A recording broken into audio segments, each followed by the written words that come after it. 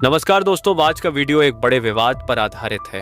मराठी भाषा को लेकर राज ठाकरे के बयानों पर अब भोजपुरी सुपरस्टार पवन सिंह भी मैदान में उतर चुके हैं और इस बार मामला सिर्फ राजनीति तक सीमित नहीं रहा। ये लड़ाई अब अस्मिता और भाषा के सम्मान की बन गई है। राज ठाकरे ने हाल ही में बयान दिया कि मुंबई में रहना है तो मराठी बोलना सीखो वरना बाहर जाओ। उन्होंने हिंदी भाषी लोगों पर निशाना साधते हुए कहा कि हिंदी की जबरदस्ती बर्दाश्त नहीं की जाएगी। उन्होंने महाराष्ट्र सरकार को चेतावनी दी कि अगर पहली कक्षा से हिंदी पढ़ाई गई तो स्कूल बंद करवाएंगे। देखिए, मैं आपको एक बात बता देता हूं। सिंपल चीज है, मैं जिस तरह से सोचता हूं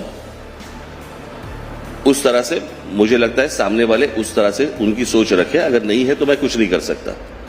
इसी के जवाब में पवन सिंह ने भी मीडिया से बात करते हुए कड़ी प्रतिक्रिया दी। पवन सिंह ने कहा, देश में हर भाषा का सम्मान होना चाहिए। मुंबई सिर्फ मराठियों की नहीं, पूरे देश की है। उन्होंने राज ठाकरे को चेतावनी भरे अंदाज में कहा, भाषा को लेकर आग न लगाएं, हम भी जवाब देना जानते हैं। पवन सिंह ने साफ कहा कि मुंबई में भोजपुरी, हिंदी, मराठी सभी की बराबरी है। यहाँ काम करने वाला हर इंसान मुंबई का हिस्सा है, चाहे वो बिहार से हो या बंगाल से।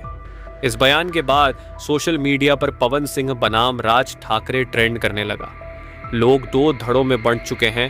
क्या ये विवाद 2025 के चुनावी माहौल को भी प्रभावित करेगा?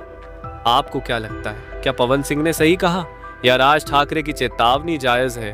बनाने की कोशिश कर रहे हैं लोगों से बात कर। मैं आपको एक बात बता देता हूं। सिंपल चीज है, मैं जिस तरह से सोचता हूं उस तरह से मुझे लगता है सामने वाले उस तरह से उनकी सोच रखे। अगर नहीं है तो मैं कुछ नहीं कर सकता। 5 साल पहले जब आदित्य मेरा भतीजा जब खड़ा था वर्ली में, तब मैंने वहां पे मेरे 39,000 वोट्स है ऑलरेडी।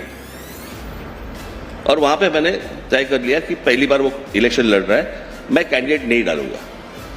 और ये मैंने गुड जेस्चर में मैंने वो बात की थी और मैंने किसी के साथ बात भी नहीं की थी, यानी कि मैं वहां पे कैंडिडेट नहीं डालूंगा तो अगर आज नहीं डालूंगा तो कल आप मुझे सपोर्ट करेंगे, कोई बात नहीं हुई थी।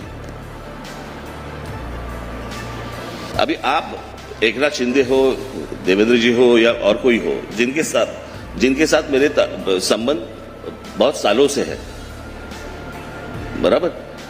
अगर मेरा बेटा खड़ा हो रहा है, अगर गुड जेस्चर में उनको खड़ा नहीं करना है ना करे, खड़े करने हैं उनको उम्मीदवार खड़े करे। तो मैं किसी के साथ पास कॉम्प्रोमाइज के लिए नहीं जा रहा हूं मैं। और अमित ने तय कर लिया है इलेक्शन लड़नी है, तो देखिए ये आज कोई बोलेगा कि भाई मैं आज कैंडिडेट नहीं डालूंगा, 5 साल के बाद तो डालने ही वाले हैं, तब इलेक्शन लड़नी होगी तो आज ही लड़े। ये जो आप बात करते हैं गुड जेस्चर की, ऐसा लगता है कि या तो आपको राजनीति की समझ कम है या आपकी सीधी राजनीति बहुत ज्यादा सीधी है। नहीं, मैं गुड जेस्चर क्या है राजनीति में? मैं राजनीति के साथ में पारिवारिक संबंध भी मैं रखता हूं और मुझे लगता है कि हर एक को ये सारी चीजें रखनी चाहिए। और ये गुड जेस्चर नाम की जो चीज है वो मेरे पास पकड़ लीजिए बालासाहब से आई है। जैसे एक बार शरद पवार साहब की बेटी जब पहली बार जब लोकसभा इलेक्शन लड़ रही थी, लोकसभा या राज्यसभा, आई थिंक राज्यसभा, तब बाला साहब ने उनको वोट दिए थे कि पहली बार इलेक्शन लड़ रही है, ये एमपी बन के अंदर जानी चाहिए। उसके बदले में बाला साहब ने पवार साहब से कुछ मांगा नहीं था। पकड़ लीजिए, जब कांग्रेस की सरकार थी, जब प्रतिभा पाटिल पहली बार जब राष्ट्रपति बन रहे थे, तब बाला साहब ने सपोर्ट किया था। वो कांग्रेस की थी उम्मीदवार। मुझे लगता है कि राजनीति में कुछ अच्छे चीजें भी होनी चाहिए, सब कुछ बुरा ही नहीं होता ना। मैं आपसे पूछ रहा हूं कि परिवार आप देख लीजिए, 2 परिवार हैं। प्रबोधन जी का परिवार है, तात्या साहब पाटिल का, पवार साहब का परिवार है बारामती का। कैसे लड़ रहे हैं आपस में? देखिए, कई संस्कारों की कमी है आप लोगों में, या आप लोभ ज्यादा है, सत्ता का प्रभाव ज्यादा है, क्या है? देखिए, मैं मेरी परिवार की बात कर सकता हूं, उनके परिवार की मैं कैसे बात कर सकता हूं? हर एक का एक परिवार होता है, हर एक की एक सोच होती है, उनकी सोच उनके पास, हमारी सोच हमारे पास। अभी आप कहेंगे कि नहीं वो कैसे सोचते वैसे आप सोचो, क्यों?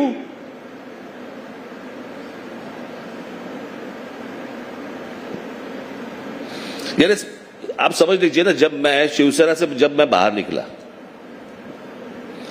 बाहर निकलने के बाद मेरा क्या स्टेटमेंट था, अगर आपको याद होगा कि नहीं मुझे पता नहीं, लेकिन मैंने कहा था कि मेरे ऊपर बाला साहब कोई भी एलिगेशन कर ले, कुछ भी बात कर ले, मेरी तरफ से उनके ऊपर कुछ नहीं होगा, मैं एक बात कुछ नहीं करूंगा, वो कुछ भी कह ले, उनको हक है।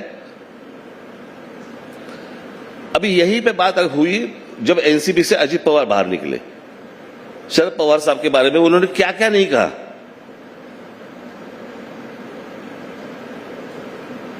तो मुझे लगता है कि हर एक की एक सोच की बात होती है, मेरी सोच वैसे है, मैं वैसे कदम उठाता हूं। और बात यह है ना कि राजनीति आपको समझ में आती है या नहीं आती है। देखिए सक्सेस होता ना, सक्सेस, तब आप जैसे लोग सबको बोलते हैं कि देखो राजनीति करनी है तो इनकी जैसी करनी है, और जब सक्सेस नहीं मिलता तो आप सवाल पूछते हैं इनको राजनीति करने आती है क्या? तो ऐसे थोड़ी होता है।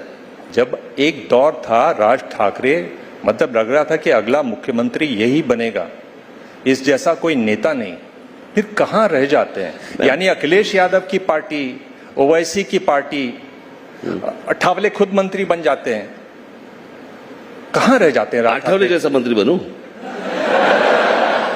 मंत्री तो बने। अरे कैसी बात है? अरे उससे बेहतर मैं पार्टी बंद करूं। वो तो आप चाहें तो भी नहीं बन सकते। नहीं, मैं आपको बता रहा हूं। मैं नहीं, वैसे तो मुझसे होगा भी नहीं वो, लेकिन देखिए बात ऐसी है कि आप क्या सोचते हैं ना, इससे मुझे कुछ फर्क नहीं पड़ता। मैं क्या सोचता हूं, मैंने रास्ता कौन सा अपनाया है, मैं कैसे आगे जा रहा हूं, मुझे कब आगे जाना है, कैसे जाना है, ये मुझे दिख रहा है। हर्डल्स आते रहेंगे, हर्डल्स आएंगे, लेकिन आप जब बाहर से देखते हैं तो आपको लगता है कि इसको इस तरह से होना चाहिए, इसको इस तरह से काम करना चाहिए, इसको इस तरह। एक बार हमारी चप्पल में पैर डाल के देख लो,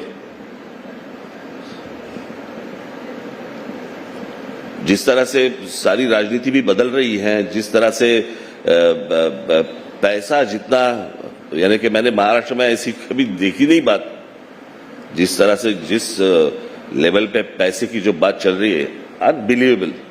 यानी ऐसा महाराष्ट्र कभी था ही नहीं।